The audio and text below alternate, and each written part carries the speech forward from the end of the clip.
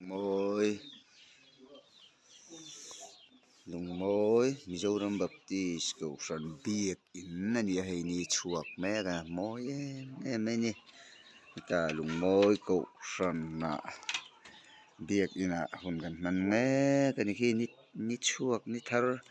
em môi tắc mấy ni chuộc em môi tắc mấy thế là ngã môi tắc cái này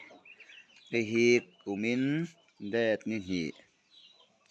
thà khát sáng ni som ni pathum kan hun man na ania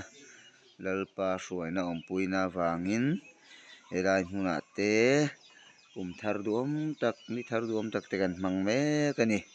lalpa min suai na kan lom em ani kan pathian ro pui versela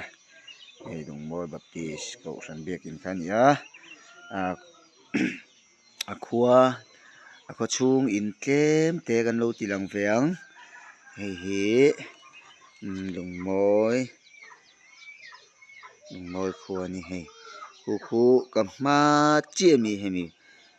concrete building in te hi hei te hi kan ria khom na ani kan thian hoin hei te alang tam thei lawa kha zong kha ani Mizoram hi tlang ram ni a hei tlang so to so kan pia kan ma so alang rong mấy chú mình triều chùm te aboat tuna hian hei duangin a lang chiang lo po ruai mai